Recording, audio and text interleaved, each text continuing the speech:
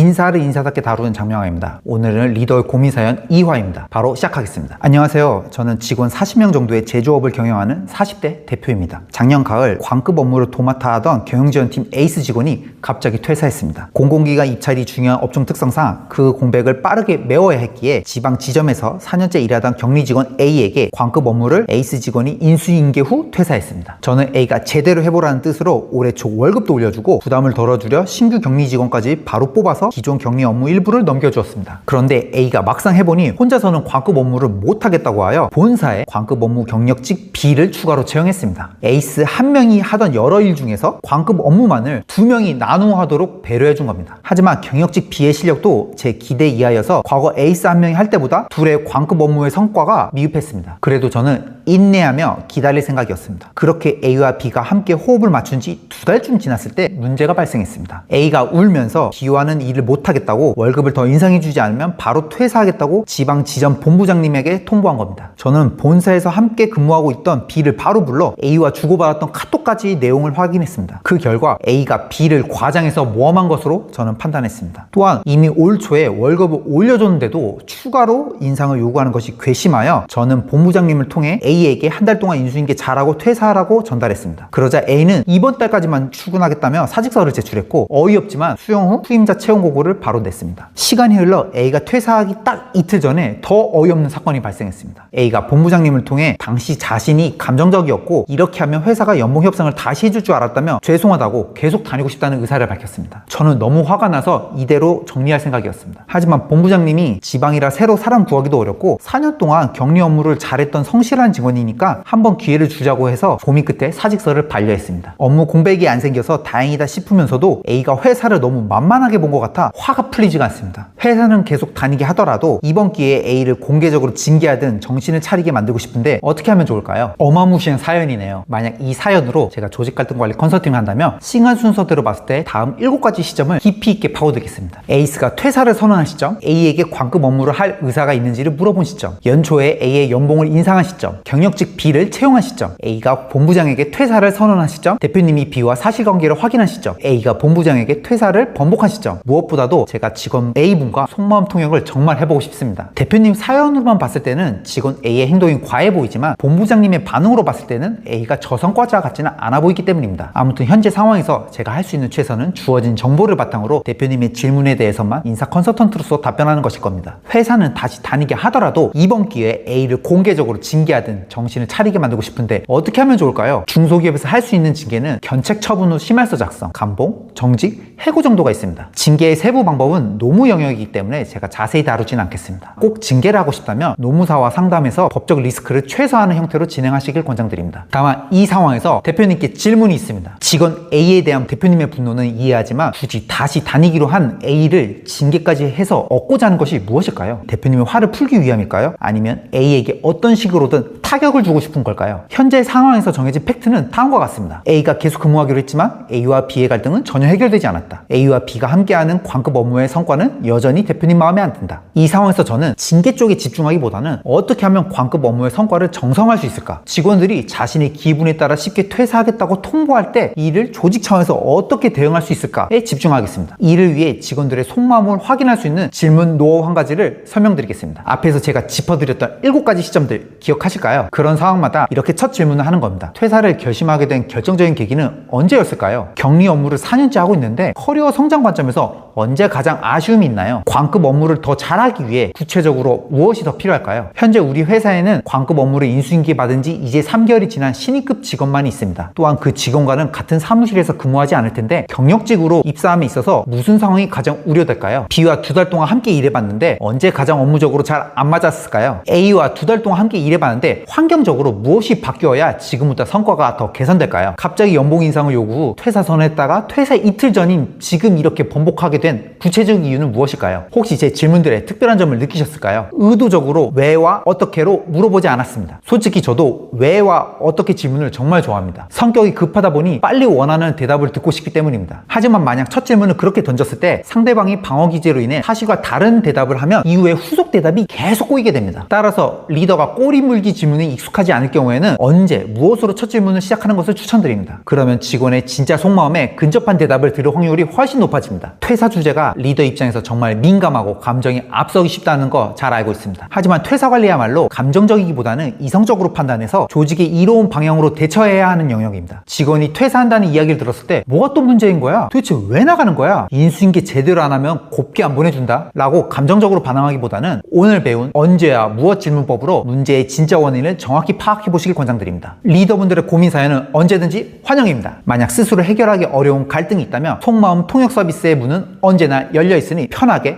신청해 주십시오.